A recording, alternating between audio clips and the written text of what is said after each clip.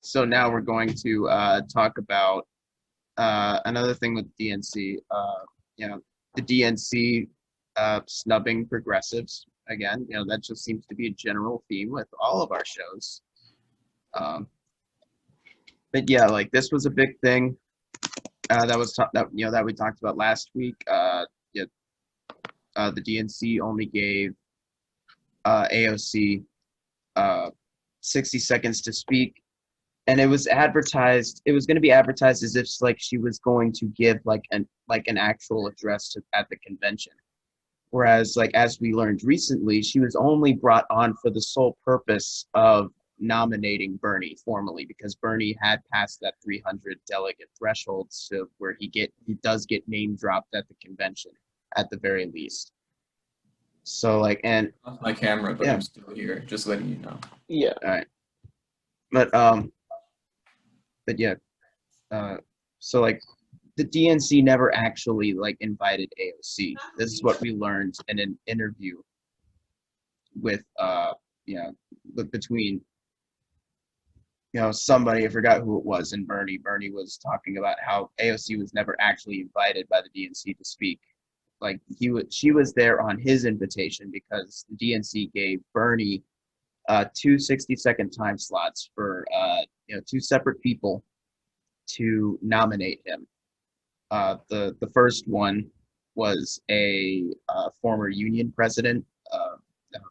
It was like an automotive industry union president, I think it was, and like he was the one who officially like nominated Sanders for the presidency. Yeah, Bob King, I think is his name. Yeah, Bob King, and then AOC was going to second it. So yeah, like AOC was never actually meant to speak at the DNC. Period. In fact, that lines up with the reports earlier that AOC wasn't going to speak at all. It wasn't until like Bernie made the official invitation. But for those of you who weren't able to see it, who are watching this, I'm gonna pull up AOC's speech now. To everyone here today endeavoring towards a better, more just future for our country and our world. In fidelity and gratitude to a mass people's movement working to establish 21st century social, economic, and human rights, including guaranteed health care, higher education, living wages, and labor rights for all people in the United States. A movement striving to recognize and repair the wounds of racial injustice, colonization, misogyny, and homophobia, and to propose and build reimagined systems of immigration and foreign policy that turn away from the violence and xenophobia of our past. A movement that realizes the unsustainable brutality of an economy that rewards explosive inequalities of wealth for the few at the expense of long-term stability for the many, and who organized a historic grassroots campaign to reclaim our democracy. In a time when millions of people in the United States are looking for deep, systemic solutions to our crises of mass evictions, unemployment, and lack of health care, en el espíritu del pueblo, and out of a love for all people, I hereby second the nomination of Senator Bernard Sanders of Vermont for President of the United States of America. But yeah, after that, people and this can definitely be attributed to the fact that the DNC didn't clear up what AOC's purpose was there. It led to a number of people saying like, why isn't she endorsing Joe Biden? Or like, why isn't she being sycophantic to Joe Biden? Like, she was not there to give an actual address. She was there for the sole purpose of nominating Bernie Sanders, or seconding the nomination of Bernie Sanders. So yeah, like that was her whole purpose. And this is a perfunctory obligation that every convention does. If a candidate gets a certain number of delegates, they're going to be not 300 delegates by like one or two people that they get to invite. Yeah, that's just like a formality of the process, right? And it's it was just, the media was just like lit up with smear pieces on AOC. You know, Chris Cuomo was being a little kind, saying like, "Oh, she could have mentioned Joe Biden," even though that she wasn't there to like talk about Joe Biden like everyone else, like we've already established. Right. And Undermine her yeah, endorsement. Well, yeah. maybe she wouldn't. I don't know. It's just like I don't know. She probably didn't even think to include Joe Biden. I wouldn't have. Well, yeah, like she. I mean, that was not what she was supposed to do. So, like, I don't blame her at all. NBC was especially careless about this. They like, Yeah, they released a lot of articles basically slamming AOC, even though they knew ahead of time what the deal was. And then they sent out a correction at like 1 a.m. and no one saw it. And she got very mad at them for that, rightly so.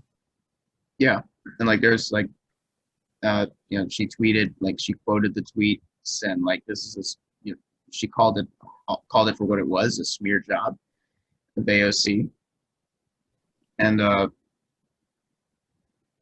yeah, it's like it, and again, like a lot of it can be attributed to just like the DNC just not clearing up why she was there, clearing up, why she was only given 60 seconds.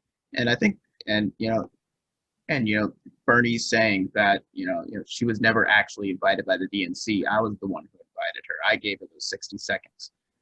Really says a lot. And I think, and it makes a lot more sense when you put it like that because, the DNC or like in the RNC by the same token, like these conventions have been known to give birth to a number of rising stars within those respective parties.